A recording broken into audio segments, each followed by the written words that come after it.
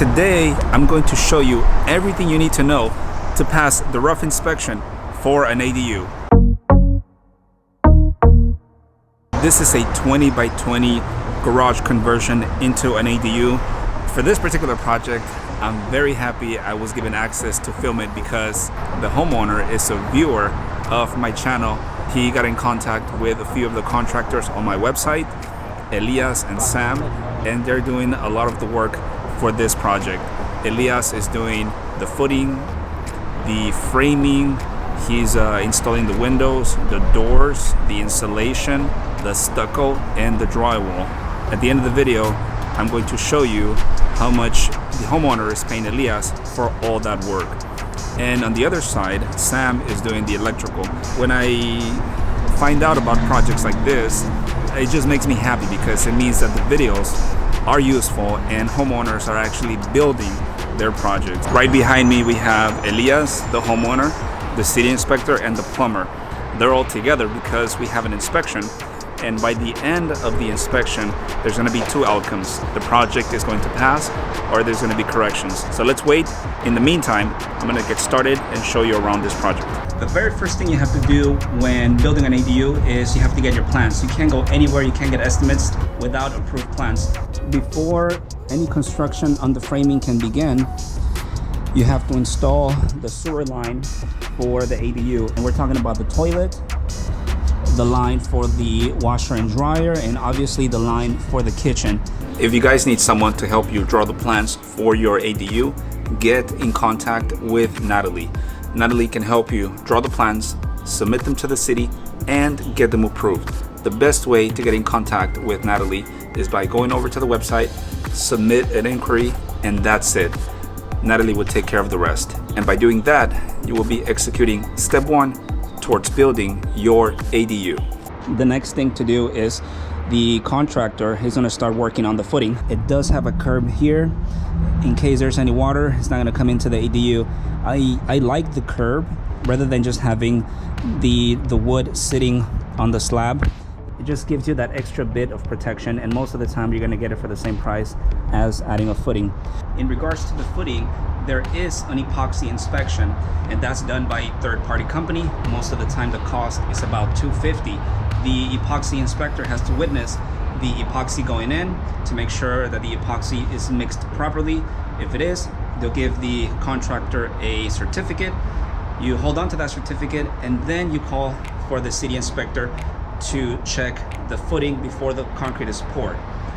The city inspector is going to ask for the certificate. He's going to look at the rebar, the dobbings to make sure that everything is in good shape. He will approve it, and then they can pour the concrete. I made an entire video about this one step, so go check that out. After the footing dries, then the framing can begin, not just for this section, but for the entire ADU. I want to cover this section because it's really important that whoever is doing the work installs the anchors that are going to hold down the pressure treated wood. And over in this side, it's even more critical because there's going to be hold downs installed. So if you get a framer who doesn't know that much framing and forgets to add the hold downs, you will not pass inspection. And the hold downs don't just have to be installed on the new footing, they have to be installed in the entire ADU. I'm just going to show you two corners because they're everywhere and I don't want to waste a lot of time. But there's one here, another one there. Then over on this side, we have another one here, another one there, and another one right there, with more anchor bolts around the ADU.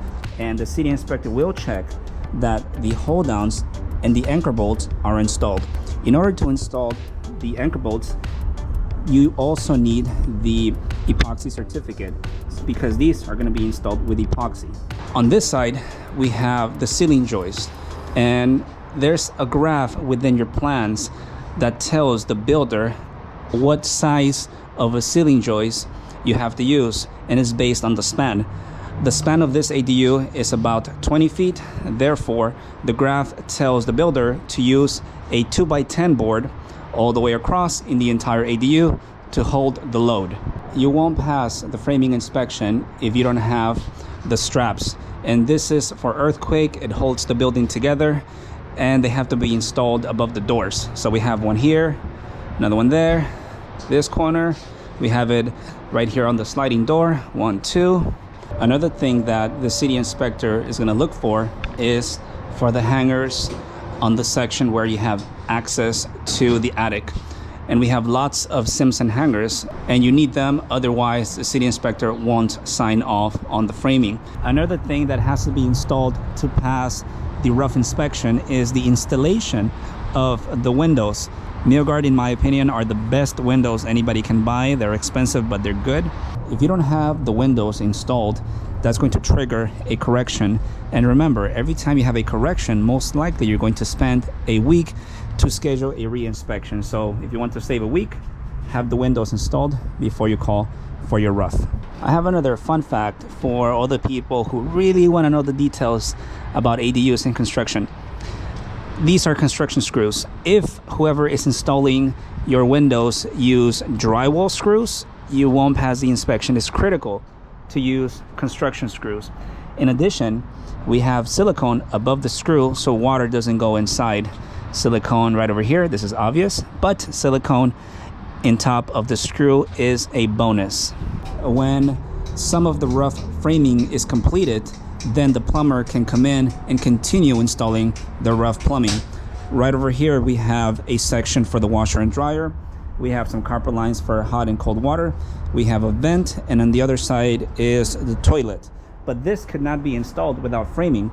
That's why the plumber, the framer, and the electrician all have to work together to build an ADU. And if you're doing this as an owner builder, you would not know in what order those guys have to work. But luckily you're watching this video, so now you know. This is another section of the plumbing. This time we have gas. This is going to be for your stove. We have a T, and this is going to be for the washer and dryer. On the other side of this wall, we have the water heater. Remember, if you have an ADU, it needs to have its independent water heater. On this side, we have another plumbing wall. This time is for the kitchen. That black pipe there is a vent. Then we have your copper lines, hot and cold. And then we have the sewer line. I'm gonna go behind this door and show you guys the water line for the fridge. These kind of things you may not think about because everything is moving fast, but just remember to add a water line for your fridge. It's not going to be in the plans. This is something that you and your plumber have to talk about and add. Let them know that you want that, so you won't be kicking yourself after you finish and you just say, damn it, where's the water line? A lot of those things happen to me, but you know, you live and you learn. We covered the plants, some of the rough plumbing, the footing, the framing, the plumbing wall, the gas line, and the next step after that is the mini split. This is the mini split, and I'm gonna bore you guys with a few items that you should know before you select your mini split. Everything starts with Title 24, and everything that you know about Title 24 is gonna be within your plans. You open up your plans, and it will show you the type of mini split that you need. There's two types of mini splits. Ones that require a thermostat inside the ADU, that's very expensive. And then there's a regular mini split that just has a remote, something like this. More fun facts about the mini split. The lowest tier mini split that you can install is CR19, and it just goes up from there. The higher this tier, the more expensive the unit would get, and the efficiency will be greater. When it comes to the location of the mini split, I would advise for the homeowner to talk to the installer and then also have a conversation with the city inspector to approve the installation of the exterior unit. Within the walls, you're going to have the line set is going to run from the mini split all the way to the exterior unit, but you won't pass your final inspection without the line set already installed. And this is the interior unit. It's already installed with a piece of drywall, and inside the walls there's going to be insulation. Let me go to the outside and show you what that section of the mini split looks like. There's two ways to install a condenser. Option number one, you can install it on a pad, then you bolt down the condenser to the pad. That will pass inspection. This is option number two. It's a bit more expensive because it involves buying brackets, and these brackets are not cheap. But we have the condenser, we have your line set, and this hole right here is going to be for the electrical, and then the disconnect box. Once the mini split is installed, now the electrician can begin on the electrical. So we have your interior wiring. In this case, we have your LED lights, we have your switches, which are right over here. This blue line is going to be for a three-way, so that means that the homeowner can come in, turn on the lights here, and then turn them off over on this side, and vice versa. You don't have to get up and go to the other outlet. This just makes it a bit easier. What we have here is nail plates, so when the drywall guys come in and they install their screws, you're not going to mess with the actual wiring. And this orange stuff is fire block. It prevents air to go between the walls, and hopefully the fire stops where it begins. I just want to show you guys how pretty this looks. I've been to a lot of projects and they don't take the time to install these extra parts. They cost a bit more money, but it just looks nicer. Once again, we have more nail plates on every section that has electrical, and all the sections that have plumbing, such as right over here and right there. The city inspector will check for this, and if it's not installed, you don't pass the inspection. I highly advise that when someone is getting estimates for the electrical, you tell the electrician to run a line to the mini split. It's very important to do that now, because if you don't tell the electrician that you want a line for the mini split, what's going to happen is the mini split company can also install a line, but then again the price will go up for something basic that you can include in the rough electrical from the electrician who's doing the work. Another thing that's critical for the electrical is to have a conversation with the electrician and look at your kitchen layout and find out where are the places that you need electrical outlets. For example, this is going to be the countertop, this is going to be the sink. We have an outlet here, and then on the other side we have an outlet for your fridge.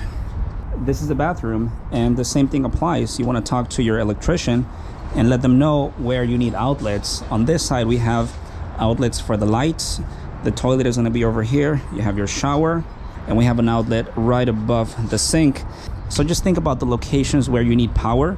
This one step of the electrical is critical, because on this ADU we have the shear walls installed inside. Shear walls are 5/8, and then on top of that you have your drywall is another 5/8. What this does is it adjusts the box to go in and go out, because 5/8 it's about that much. And then if your boxes don't adjust, it's going to be difficult to screw in the plates at the finish.